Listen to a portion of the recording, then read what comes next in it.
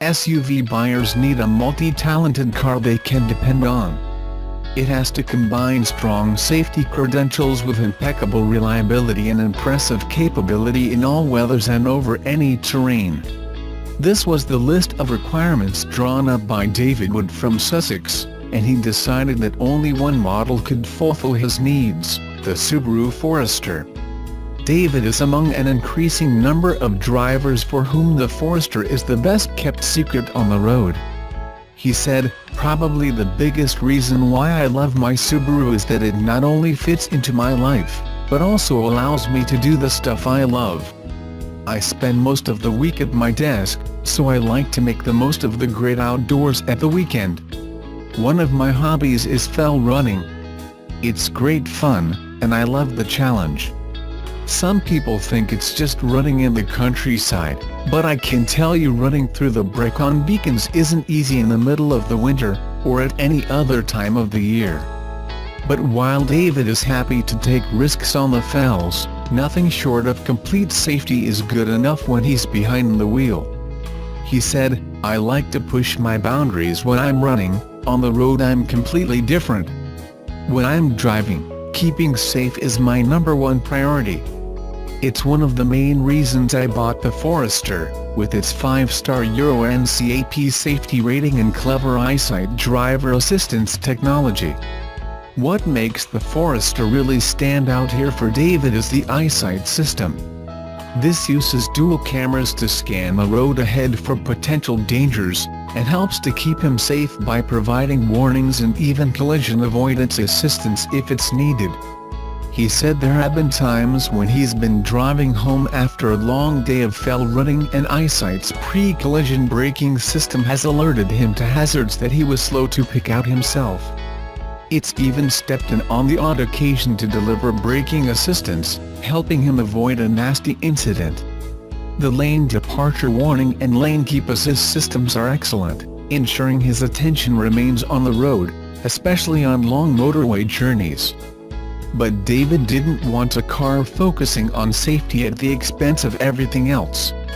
He takes a lot of confidence from its always-on symmetrical all-wheel drive system, which transmits power to all 4 wheels, all of the time. This ensures the car can cope with any terrain and all weather conditions, and makes it the perfect all-rounder in David's eyes.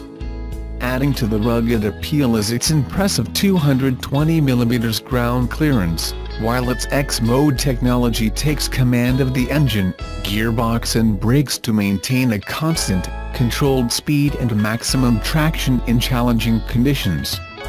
And hill descent control allows the car to take steep slopes in its stride.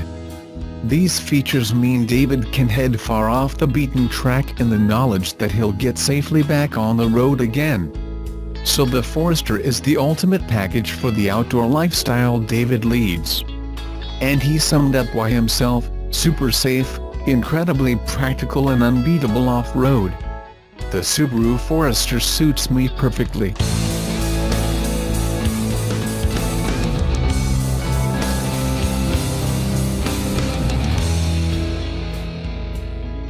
Utility support for electric vehicles in New Hampshire continues to inch forward with the announcement of a $3,000 rebate for Eversource customers if they buy a new Nissan Leaf, the biggest such incentive offered through a state power company.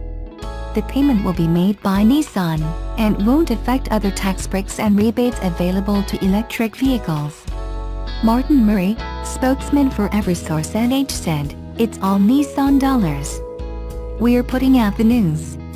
Our perspective is that the transformation to electric transportation, it's happening here in New Hampshire and elsewhere, as a way to move toward reduction of emissions in that sector. That's something we support."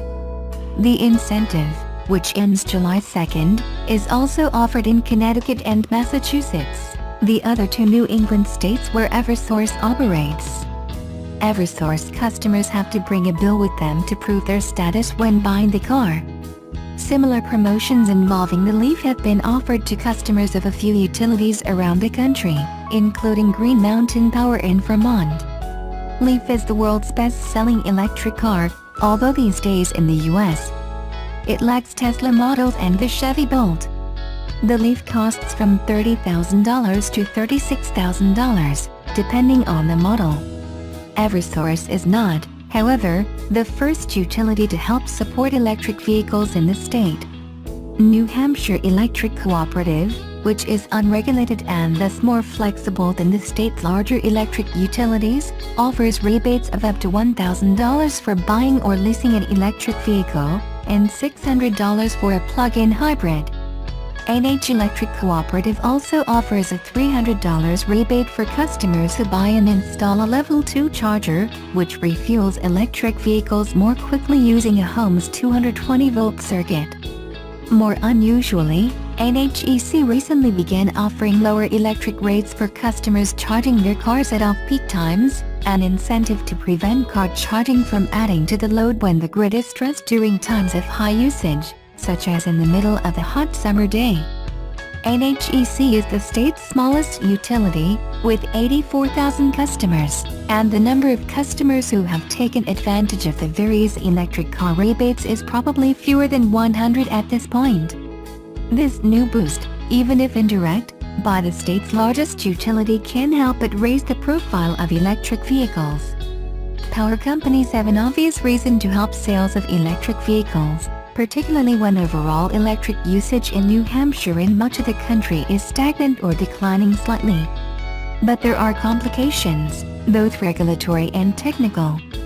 For the first half of the 20th century, it was common for utilities to sell electric appliances as a way to boost usage of electricity. For example, the City History Concurrence of Change says that the former Concord Electric had a store on Capitol Street selling everything from electric stoves and clothes dryers to lamps and toasters. This practice was often outlawed by regulators in the 1970s out of concern that ratepayers were covering retail losses, giving utilities an unfair advantage against other stores. This forced separation had made it difficult for utilities to directly subsidize electric vehicles, which partly explains the shortage of utilities partnering with car makers. The other problem is concern about the effect of electric vehicles on the power grid. If a neighborhood happened to have several electric cars that were all plugged in at roughly the same time, when their owners got home from work, it could overwhelm the local system, harming transformers or even substations. Avoiding that situation is the main reason NH Electric Cooperative is offering cheaper rates for off-peak charging. Murray said that adjusting the grid to deal with changing tastes in vehicles is not entirely different from what utilities have long had to do. He said, from time to time, a neighborhood or cluster changes demographically, to suddenly have 3 TVs instead of 1, 4 air conditioners instead of 2. Then we find it's necessary to replace the existing transformer with larger ones. We'll continue having to adapt as our customers adapt. As we see the electric vehicle, EV, usage increasing here and elsewhere, we can adapt and stay ahead so it doesn't affect customers. Massachusetts has been much more aggressive than New Hampshire in promoting electric vehicles as part of attempts to decarbonize the economy, that is, shift fuel-burning vehicles to those that use electricity, which can be made without releasing carbon into the atmosphere. As part of that, it is supporting the development of a number of public charging stations, which can add stress to the electric grid. Murray said, Massachusetts regulators have allowed Eversource to spend a portion of money from ratepayers toward bolstering the electric system network in those areas where charging stations are being built. Eversource won't build the chargers. New Hampshire plans to spend $4.6 million on public electric vehicle charging infrastructure, taken out of its $31 million settlement from the Volkswagen diesel emissions cheating scandal. Exactly what will be built, and where, has not been decided.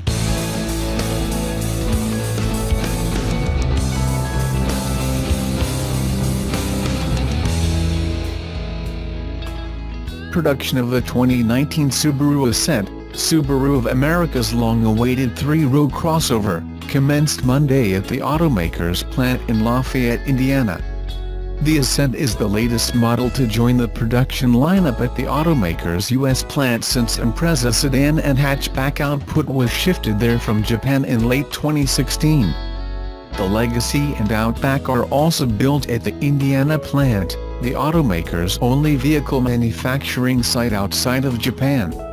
The Subaru Ascent, which starts at $32,970 including shipping, is set to arrive at Subaru retailers starting in late June.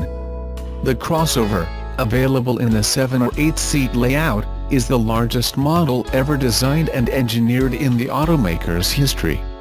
Subaru built around 364,000 vehicles at the Indiana plant last year.